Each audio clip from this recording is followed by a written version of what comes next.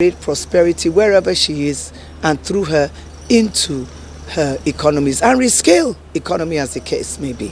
The affirmative action is intended to deliberately remove barriers, build and empower the capacity of women in their chosen field of human endeavor, as well as to create opportunity for women to thrive in employment, education, appointment, among others, as part of efforts to redress past discrimination against women, and some women have this to say. In terms of where we want to be, I think the conversation doesn't need to stop. I think it is the advocacy that has brought us where we are. We may not be seeing the dividends, but I think where I am, I have a modicum of courage, is that the engagements are building more new voices. More new women are in the spaces, more young voices are in the spaces. What we now hope to see is a deliberate attempt to see how we can find legislation to be able to empower those outcomes, to make them law, just like we see in other countries, to open up the spaces for women. Countries like Rwanda, for instance, countries like Namibia, and countries like South Africa. And so I'm hopeful that, yes, we may not be where we want to be and probably a decline, but I feel that we can't stop conversing and having these conversations, but let us put a higher level and degree of impact in terms of outcomes by looking at stakeholders who can make sure that we get a lot of outcomes that are beneficial to the women in terms of numbers. They lamented that some traditional gender roles still persist in Nigeria and that cultural influences plays role in gender inequality, especially areas such as girls' education, child marriage, gender-based violence against women, female genital mutilation, among others. The major challenge that we have is the cultural bias. And of course, a lot is being done in that direction now. People are moving out of the bias. Glass ceilings are being broken here and there. But as a woman, and as the first female president of the Nigerian Society of Engineers, I've taken it as my responsibility to ensure that I do a lot of programs that will inspire and motivate more women, particularly into engineering. Because it's only when we do that we'll be able to have a collective voice, for the development of the woman and the empowerment of the Nigerian woman.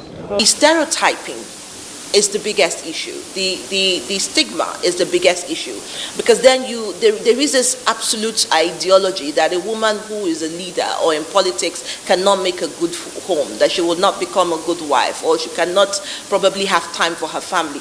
But these examples I gave you earlier about women making waves globally are family women. They are women who have dedicated both time to country and to home. And that's not to say that there are also women who probably will not be in the family space, but are also doing extremely well. So I think that to an extent, it is how we embolden culture that has created socialization on those norms and made people feel that they are the rule rather than the exception.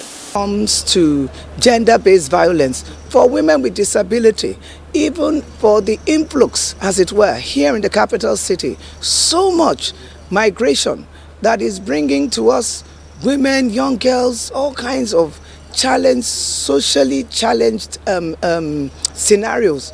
But now we have a Women Affairs Secretariat that is able to answer cries of help and also bring intervention. We're working on reorganizing and restructuring things to do with children in the place of the orphans, the abandoned, the neglected, the afflicted.